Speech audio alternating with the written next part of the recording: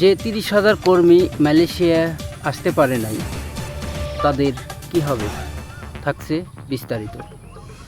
আসসালামু আলাইকুম সম্মানিত দর্শক, আপনারা সবাই কেমন আছেন? আশা করি নিশ্চয়ই ভালো আছেন। আলহামদুলিল্লাহ, আমরাও ভালো আছি। আমি কামরুল, মালয়েশিয়া প্রাগ ডিস্ট্রিক্ট থেকে আপনাদের সঙ্গে আছি। আপনারা যেখান থেকে এই মুহূর্তে আমার এই ভিডিও দেখছেন, সবাইকে অসংখ্য ধন্যবাদ। ওকে, আমার সঙ্গে আছেন ঝিনাইদহ থেকে মমিনুল ইসলাম মমিন ভাই। আপনাদেরকে সঠিক তথ্য দেওয়ার চেষ্টা করবেন ইনশাআল্লাহ। মমিন ভাইয়া,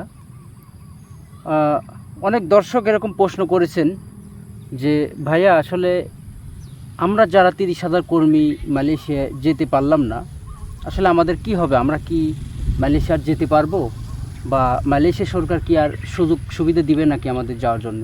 যদি একটু বিস্তারিত আমার এই দর্শকের উদ্দেশ্যে বলতেন, তাহলে দর্শকের অনেক উপকার হতো। আসলে আমাদের যে নিয়মিত যারা দেখছেন ভিডিওগুলো, তো অনেকেই এই ধরনের প্রশ্ন করছেন যে আসলে ভাই আমরা যেতে পারিনি, আমরা কি যেতে পারবো কি না, বা আমাদের কি উপায় হবে। তো প্রথমে বলি যে বাংলাদেশের যে প্রবাসী কল্যাণ প্রতিমন্ত্রী, উনি যে ভাষ্য দিয়েছেন গত পরশুদিন একটা অধিবেশনে, তিনি কিছু কথা বলেন যে তিনি 3বার মালয়েশিয়া কুয়ালালামপুরে এদেশের যে নিয়োগকর্তা, এদেশের যে প্রতিমন্ত্রী যিনি নিয়োগ দেন আর কি কলিংয়ের লোকের জন্য আবেদন করেন, তার সাথে বৈঠক হয় তার কুয়ালালামপুরে।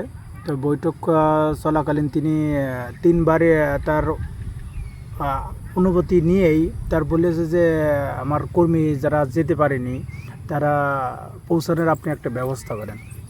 তো এই দেশের যে মন্ত্রী, তিনি বলেছেন না, আমার যা কর্মী এসেছে তা যথেষ্ট। মালয়েশিয়া অরিজিনালি অত্যাধিক কর্মী চলে এসেছে ইতিমধ্যে, এবং এগুলোই কাজ সংকট এখন। মালয়েশিয়ার কিন্তু প্রচুর কাজের সংকট এখন।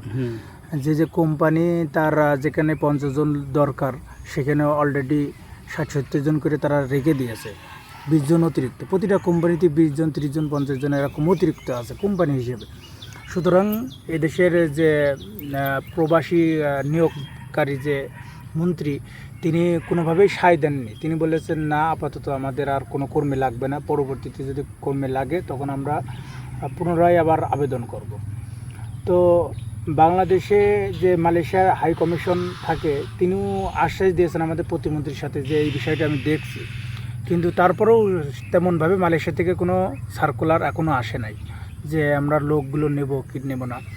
এই সার্কুলার না আসার কারণে লাস্ট যে ফাইনাল ডিসিশনটা নেয়, তখন আমাদের প্রতিমন্ত্রী তিনি জানান যে যারা আসতে পারেনি তাদেরকে আমাদের যে এজেন্টের মাধ্যমে আসতে চেয়েছিল, সেই এজেন্টদের কাছে আপনাদের বিনীতভাবে অনুরোধ করেছে তারা যথাযথভাবে আপনাদের যে খরচটা লেগেছে আর কি, যে পরিমাণ টাকা দিয়েছেন তা ব্যাক পাওয়ার জন্য তিনি আশ্বাস দিয়েছেন যে আমরা সরকারিভাবে এইটা খতিয়ে দেখব যে কোন এজেন্ট টাকা দিচ্ছে কিনা, বা কোনো কর্মী টাকা পেয়েছে কিনা। তো আশা করি আপনারা যারা আসতে পারেননি 30,000, তারা যদি ভিডিওটি দেখে থাকেন, তো আমি একটা কথাই বলবো, তারা দ্রুত এজেন্টের সাথে কথা বলুন, এবং যত দ্রুত পারেন আপনারা যে পরিমাণ টাকাটা দিয়েছেন সে টাকাটা নেওয়ার জন্য এজেন্টকে দ্রুত বলেন যে আমাদের টাকার দরকার, বা আমরা তো যেতে পারলাম না, আর তো সুযোগ দিচ্ছে না। সুতরাং তারা এজেন্টের সাথে যোগাযোগ করে এজেন্সি থেকে টাকাগুলো কালেকশন করেন। তাছাড়া বর্তমান আসার আর কোনো উপায় নাই, কারণ কি সরকার পরিপূর্ণভাবে এখন কলিংয়ের কোনো লোক আর আনবে না। আবার যদি দরকার পড়ে 2-1 বছর পর, বা যখনই হোক যদি দরকার পড়ে, তখন আবার সরকার আবার কলিং খুলবে, কিন্তু এর আগে পুরোপুরিভাবে কলিং ফ্লাইট সব বন্ধ। ভিসা রিনিউ বা কলিং পেপার নতুন করে অনলাইন করা সব বন্ধ টোটালি, এক কথায়। বা মালয়েশিয়া যারা অবৈধ আছেন, বৈধ হতে চাচ্ছেন, 31 মে কিন্তু সুযোগটা চলে গেছে। সুযোগ 31 টোটালি যারা ফিঙ্গার ছিল তারা ভিসা না লাগতে পারে, তারা ফিঙ্গার আর নতুন করে হবে না আবার। সুতরাং এখন টোটালি অফ, টোটাল অফ। আর আপনারা কোনোভাবে সম্ভাবনা নেই। যদি 2-1 বছর পর আবার সরকার নিয়োগ দেয়, সেক্ষেত্রে আবার হয়তো আবেদন করলে আপনারা আসতে পারবেন। সুতরাং আমি একটা কথা বলবো, যারা যে এজেন্সি ধরে এসেছেন এজেন্টের কাছ থেকে টাকাগুলো ব্যাক নেওয়ার চিন্তা ভাবনা করেন। ইনশাআল্লাহ আশা করি বুঝতে পেরেছেন ভিডিওটা। ওকে প্রিয় দর্শক, যারা কমেন্টসে জানতে চাইছেন, আশা করি আপনাদের কমেন্টসে রিপ্লাই পেয়ে গেছেন। আর আমি আরেকটু বলি, রিক্রুটিং এজেন্সি বা গ্রাম পর্যায়ে যেগুলো এজেন্ট আছে, তারা যদি বলে তোমরা টেনশন করো না, মালয়েশিয়া সরকার সুযোগ দিবেন বা আমরা পাঠাবো যেভাবেই হোক, এগুলো সম্পূর্ণ কিন্তু মিথ্যা কথা। হ্যাঁ, হয়তো আপনাদেরকে পাঠাবে চোরাই পথে, হয়তো সিঙ্গাপুর দিয়ে বা থাইল্যান্ড বা ইন্দোনেশিয়া দিয়ে ট্রাভেল যে আপনার টুরিস্ট ভিসা, 3 মাসের ভিসা, ওই ভিসা খবরদার কখনো এই ভিসা কেউ আসবেন না। হ্যাঁ, আসলে বিপদে পড়বেন। আপনারা বলবেন যে না, আমরা আর তো সুযোগ নেই, আমরা যেতে পারলাম না বা আমরা অবৈধ যাবো না, আমাদের টাকা আমাদেরকে ঘুরত দিয়ে দেন।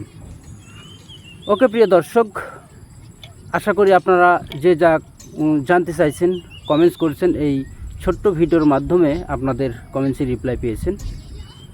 ওকে প্রিয় দর্শক, আজকের মতো ভিডিও এই পর্যন্তই। সবাই ভালো থাকবেন, সুস্থ থাকবেন, বিদায় নিচ্ছি। আল্লাহ হাফেজ।